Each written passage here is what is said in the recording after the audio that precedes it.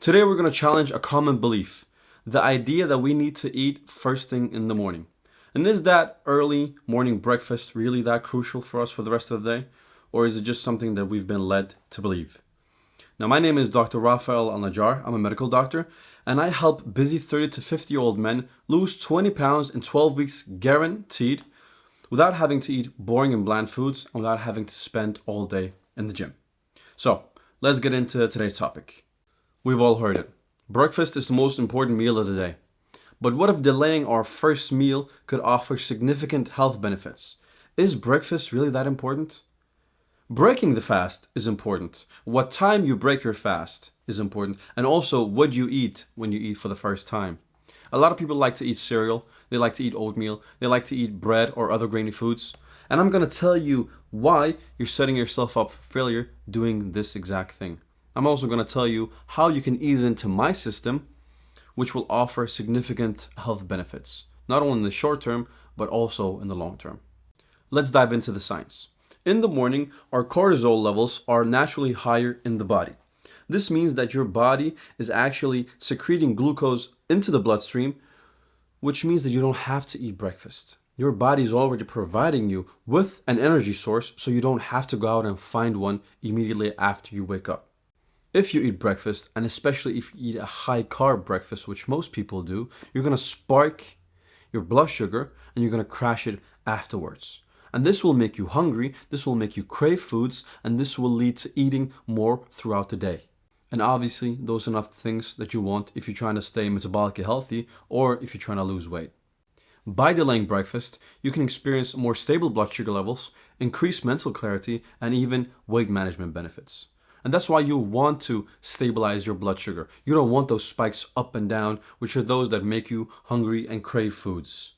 As you might know, when you get hungry, it gets hard for you to be productive. It gets hard for you to focus. And that is also one of the reasons that you want your blood sugar level to be as stable as possible.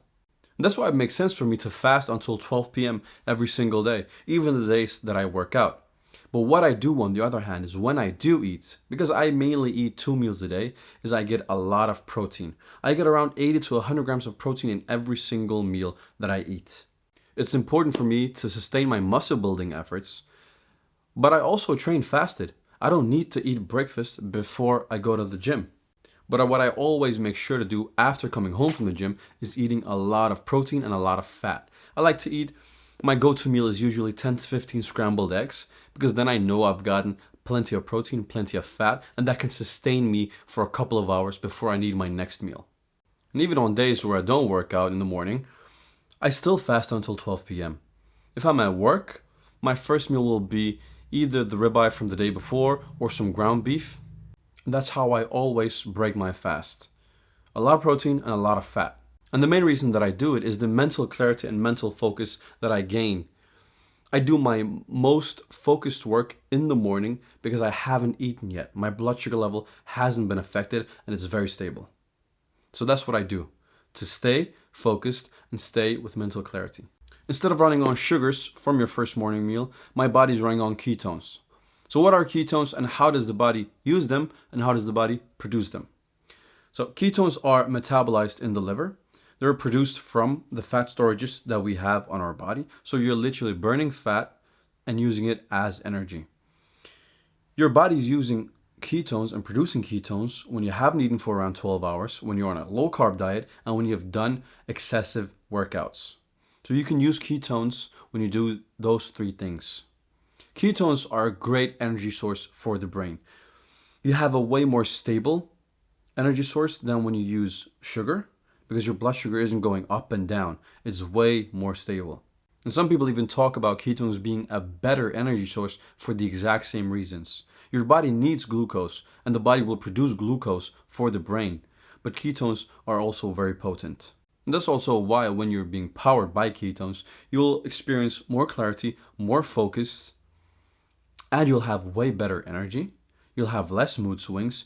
You'll just be way more stable overall. So how can you start delaying your breakfast? Here are some tips you can do to smoothen out that transfer. What I do, what my most important point is eating no carbs or very low carbs for dinner the day before. because when I wake up in the morning afterwards, I have less cravings. I've experienced when eating a bunch of carbs for dinner or around dinner time or after dinner time, I always wake up in the morning and I'm hungry. I crave food. I want to eat something right now. And I avoid that when I don't eat any carbs or very low carbs for dinner the day before.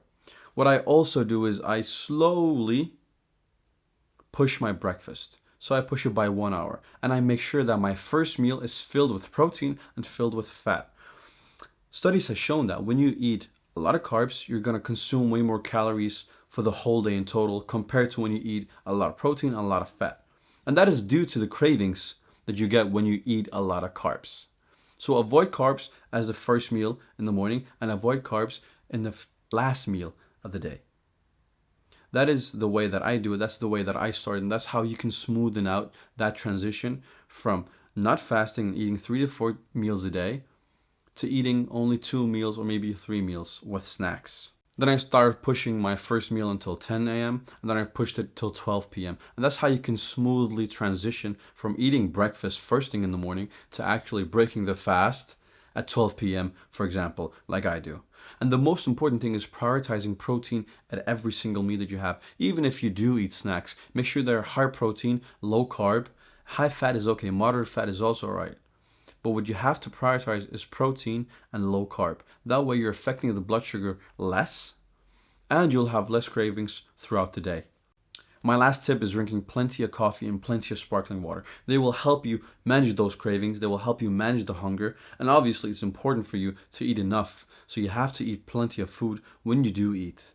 But there are very good tools to manage that extended period of actual mental clarity and focus that I personally have. So drink more coffee and drink more sparkling water. That was it for today's video. If you're interested in more personal guidance, I offer group and one-on-one coaching programs that help you reach your fitness and health goals.